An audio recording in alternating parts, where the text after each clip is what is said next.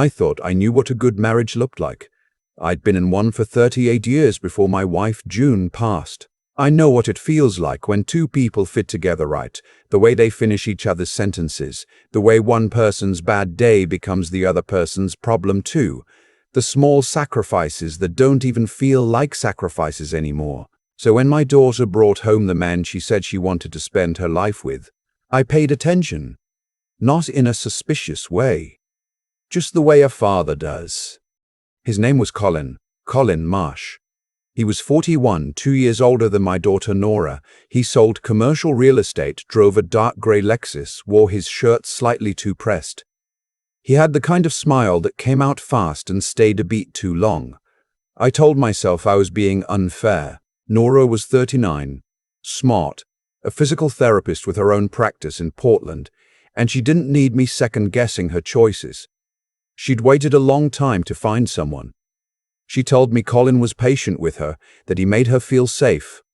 I wanted to believe her. I did believe her. They got engaged in October. By December, Colin was pushing for a spring wedding. I remember thinking it was fast, but Nora laughed when I said so. "Dad, we're not 22, she said. "We know what we want." I let it go. The engagement dinner was in late January, a Saturday.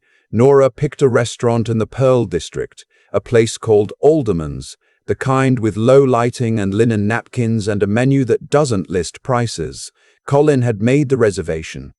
Of course he had. He was like that, always steering things in a direction that looked generous but kept control in his hands. There were 6 of us at the table, Nora and Colin, my son-in-law's business partner and his wife, my younger brother and his girlfriend, and me. I was the odd number, the widower at the celebration dinner. I didn't mind. I was there for Nora. Dinner started well. The wine was good. Colin was charming, the way he always was in groups, animated, attentive, leaning forward like whatever you were saying was the most interesting thing he'd heard all week. I watched Nora watching him.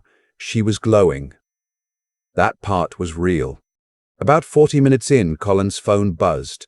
He glanced at it, excused himself, and walked toward the front of the restaurant.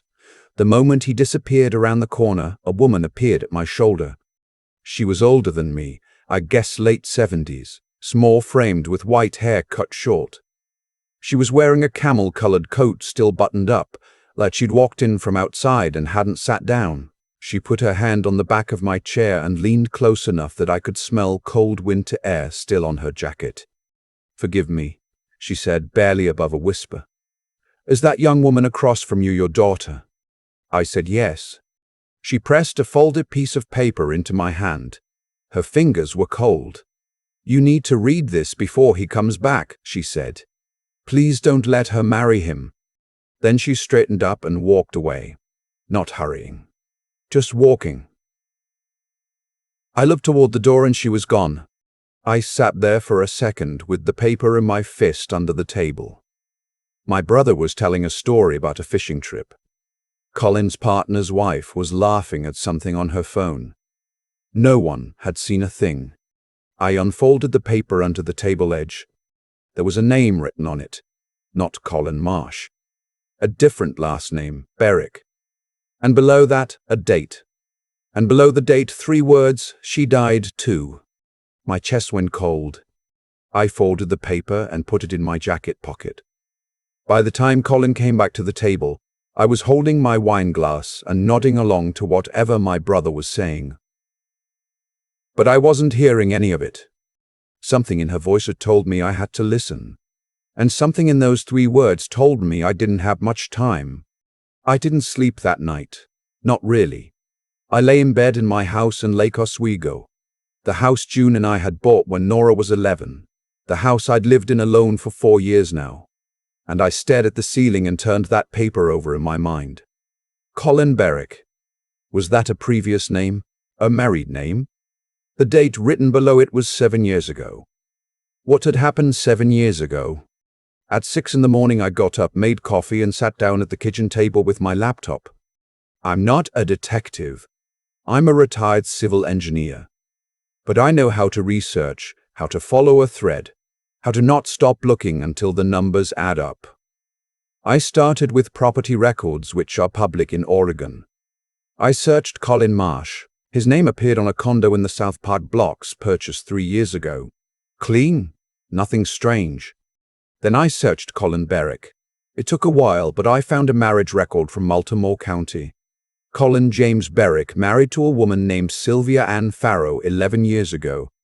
I found a death record for Sylvia Ann Berrick, née Farrow, 7 years ago.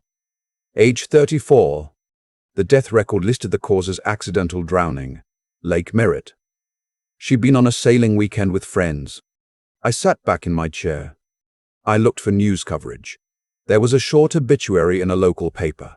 Sylvia had been a graphic designer. She was remembered by her parents and her older sister. No children. The obituary didn't mention her husband. I searched the sister. Her name was Christine Farrow. She still lived in the Portland area, I found, from a neighborhood association post she'd made a couple years back. I found a phone number connected to the same address. I stared at that number for a long time. Then I picked up my phone and called. She answered on the third ring. I introduced myself. I told her my daughter was engaged to a man named Colin Marsh, and that I believed he was the same person who had been married to her sister. I told her I was sorry to call out of nowhere. I told her she didn't have to talk to me. There was a long silence. He changed his name, she finally said, after Sylvia died. Said he wanted a fresh start. Her voice was flat in a way that told me she'd stopped expecting anyone to believe her a long time ago. I tried to tell the police. I tried twice. They said it was an accident. She was a strong swimmer, Mr. Baccarat. She paused. I'm sorry, what did you say your name was? Gordon, I said. My name is Gordon. She was a strong swimmer, Christine said again. She swam in high school. She swam in college. She knew that lake. I wrote everything down. The name of the detective Christine had spoken to, retired now. The name of the insurance company that had paid out the policy. I wrote down that Sylvia had updated her life insurance beneficiary to Colin 4 months before she died. I wrote down that Christine had been told by the detective that there wasn't enough to open an investigation. I thanked her. I told her I'd call her back. Then I sat in my kitchen with my notes in front of me and thought about my daughter. Nora called me that afternoon, excited about a venue she and Colin had looked at that morning. A barn conversion out in Newburgh, exposed beams, vineyard views. She described the ceremony layout. She said they were thinking late May. I listened to every word. I told her it sounded beautiful, and when she asked me what I'd thought of the dinner last night, I said the food was excellent. I didn't tell her anything yet. I needed to know more first. I needed to know if I was right. Over the next 2 weeks, I became a person I'd never been before. I drove past Colin's condo building twice. I looked up his real estate license. It was current, and his record was clean, which told me he was careful. I called a retired attorney I knew from my engineering days, a man named Frank. No, I'll call him by the name he prefers. Actually, it doesn't matter. I called an old colleague who had done liability work and understood insurance law. I described the situation in general terms. He told me that fraudulent life insurance claims involving spousal death were not uncommon, and that they were notoriously hard to prosecute without a witness or a financial paper trail that the original investigation had missed. You'd need a forensic accountant or a friendly detective, he said, or both. I thought about that. Then I thought about the woman at the restaurant. I'd been trying to find her since the night of the dinner. I described her to the restaurant manager when I went back 2 days later under the pretense of retrieving a forgotten scarf. The manager said he didn't recognize the description. I asked if they had security footage. He said they kept it for 72 hours and it had rolled over. But I kept thinking about the way she'd said it. She died too. Not she also died, or there was another woman. She said too, like she knew I was aware of something and she was adding to it. Like she'd chosen her words carefully, and the way she'd pressed the paper into my hand practiced. Like she'd done it before or planned it for a long time. 3 weeks after the dinner, I found her. I'd gone back to the obituary for Sylvia Berwick and read every word again. One line mentioned that she was remembered by her parents, Gordon and Ruth Farrow. I noted the coincidence of my own name with some grim irony, and her sister Christine, but it also mentioned a family friend who'd helped organize a memorial fund in Sylvia's name, a woman named Agnes Pryor. I searched Agnes Pryor. She was 78, a retired school librarian, and she lived 12 blocks from the restaurant where we'd had dinner. I drove to her house on a Tuesday morning. It was a small craftsman bungalow with a covered porch, a wind chime that had gone quiet in the still February air. I knocked on the door and waited. The woman who opened it was the woman from the restaurant. She looked at me for a moment, and then she stepped back and held the door open wider. "I wondered if you'd find me," she said. We sat at her kitchen table and she told me everything. Agnes had been Sylvia's godmother. She'd watched Sylvia grow up, helped her move into her first apartment, been at the wedding. When Sylvia died, Agnes hadn't believed it was an accident. But she was an old woman with no standing and no evidence. The police didn't take her seriously. Christine tried and got nowhere. Agnes had been carrying it for 7 years. "I found out through a mutual friend that he was seeing someone new," Agnes told me. She kept her hands folded on the table. She was the calmest person I'd ever seen in a situation that wasn't calm. A physical therapist in Portland. I did what I could to find out more. "When I found out you were the father, I thought a father will listen.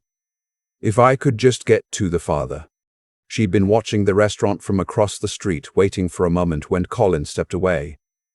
She'd had the paper in her pocket for a week. I looked at this woman, this retired librarian who had spent 7 years carrying someone else's grief because the system had let it fall, and I felt something I can only describe as determination, not anger, something colder and quieter than anger. "He has a life insurance policy on Nora," I said. "Already?" Agnes looked at me steadily. "I believe so. Christine told me he pushed Sylvia to increase her coverage 8 months before she died. I think it's part of a pattern." I asked her how she knew about the policy on Nora. "I don't know for certain," she said, "but I know the pattern." That night I called Nora and asked her, carefully, if she and Colin had talked about life insurance as part of the financial planning for the wedding. She went quiet for a moment. Then she said, "Actually, yeah. He set something up last month. He said it was smart to do it early." My hand tightened on the phone. "How much?" I asked. "Dad, why?" "Nora, how much?" Another pause. 800,000. I told her I needed to see her, in person, without Colin. I told her it was important. She came to the house the next morning. I could tell she was already defensive. She'd been thinking about that phone call all night. She sat down at the same kitchen table where I'd done all my research, and she looked at me the way adult children look at aging parents when they're braced for something unreasonable. I put everything on the table. The paper from Agnes, my notes, Christine's phone number, the death record, the name change, the insurance timeline. I watched Nora's face while she read. She went through 3 stages in about 4 minutes. The first was skepticism. I could see her looking for the flaw, the leap in logic, the place where I was being an overprotective father connecting dots that weren't really connected. The second was stillness, that particular silence when the mind is absorbing something it doesn't want to be true. The third was when she looked up at me and her eyes were wet and she said, "Dad, the sailing. He took me sailing last September. He's been talking about going again in the spring." We sat with that for a moment. Then she said very quietly, "What do we do?" What we did was deliberate and careful, because I was not going to let Colin Marsh, or Berwick or whatever his name really was, walk away from this the way he had 7 years ago. First, I called Christine Farrow and told her what we knew about the insurance policy. She contacted an attorney in Salem who had been building a civil case quietly, waiting for new information. The attorney, in turn, had a relationship with a detective at the Oregon State Police Financial Crimes Unit. a younger woman who had looked at Sylvia's case 2 years prior and flagged it as potentially worth revisiting if new evidence emerged. Within 10 days, that detective was involved. Nora's role was specific. She agreed to wear a recording device during a conversation with Colin, not an illegal wiretap, but a consensual recording, legal in Oregon, in which she asked him, naturally and carefully, about the life insurance policy, about the beneficiary, about whether they should update their wills before the wedding. Colin was careful too, but he wasn't careful enough. He mentioned in his smooth way that his ex-wife had been smart about this stuff too, that it was just responsible planning. He referred to Sylvia as his ex-wife, not his deceased wife. Like a man who'd told a story so many times he'd started to believe his own version. That recording went to the detective. The financial records were the rest of it. The detective subpoenaed Colin's accounts. What came back was a picture of a man who had taken nearly $900,000 from Sylvia Berrick's estate and life insurance payout, moved it through 3 accounts in 2 years, and was currently carrying significant debt that he'd been papering over with real estate commissions. The policy on Nora would have cleared it all. On a Thursday morning in late March, Colin Marsh was arrested at his condo building. Nora called me from her car in the parking lot of her practice and cried for 20 minutes. Not just for herself, for Sylvia too, for the woman she'd never met who had died in a lake because a man saw her as a liability he could liquidate. The charges included insurance fraud, financial fraud, and, based on new evidence from the original investigation that the financial records helped unlock, second-degree murder in the death of Sylvia Berrick.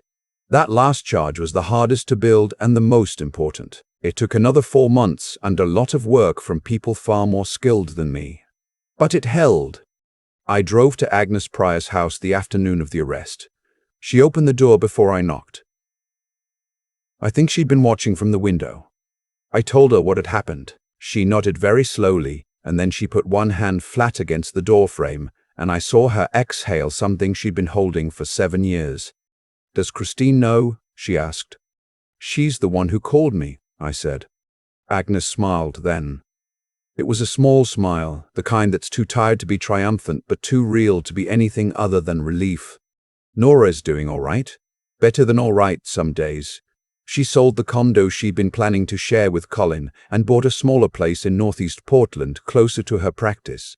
She started seeing a therapist, her choice, her words, not a suggestion I made. She calls me on Sunday mornings and we talk about nothing important. Her garden, my bad hip, whatever game I was watching the night before. The ordinary things. The things you can only appreciate when you understand how quickly they could have been taken away." Christine Farrow drove up from Salem 2 months after the arrest. She and Nora met for coffee. I wasn't there. It wasn't my meeting to be at. But Nora called me after and said it was both the hardest and the most important conversation she'd ever had. Christine brought a photograph of Sylvia. Nora said she kept it. I think about the engagement dinner sometimes. I think about what would have happened if I'd done what most people do when a stranger approaches them in a restaurant. Been politely bewildered, maybe, or smiled and shaken my head and tucked the paper in my pocket without reading it. I think about how close it was.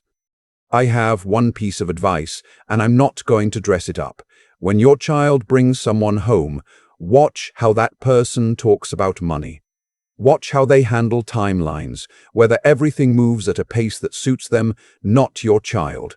Watch who holds the wheel, the paperwork, the reservations, the plans within plans. Watch whether your child is glowing or whether they're just relieved. Those things are not the same. And if a stranger ever presses something into your hand and asks you to read it before someone comes back to the table, read it. Life is not so orderly that warnings always come in recognizable shapes. I'm grateful I listened. Every single day I'm grateful I listened. I've been thinking lately about the word instinct and how easily we're talked out of it. How many times in my life did I override a quiet feeling in my chest because I didn't want to seem unreasonable? Because I didn't want to embarrass someone or embarrass myself. I can't count those times, but I remember this one. The folded paper, the cold fingers pressing it into my palm, the 7 words that changed everything. And I know that if I'd done what I usually do and let politeness win, my daughter would be gone. What saved Nora wasn't luck. I want to be clear about that. It was a chain of choices made by people who decided that doing the right thing mattered more than being comfortable. Agnes carried Sylvia's story for 7 years without anyone asking her to. She didn't have evidence. She didn't have standing. She had a conviction that something wrong had happened and a refusal to let it disappear quietly. That's not something you're handed. That's something you choose over and over against the pull of easier options. And Christine, Sylvia's sister, who called the police twice and was turned away twice and still picked up the phone when a stranger named Gordon called on a Tuesday morning. She could have hung up. She had every reason to protect what was left of her own peace. Instead, she talked to me for an hour and gave me everything she had. That kind of integrity doesn't come from nowhere. It comes from deciding, somewhere along the way, that truth is worth more than self-protection. I did my part, but I want to be honest. The research I did, the calls I made, the notes I took, none of that required exceptional talent. It required paying attention and refusing to stop. That's the piece I think people underestimate. Not brilliance, not resources, just the willingness to keep going when you don't yet know if it's going to matter.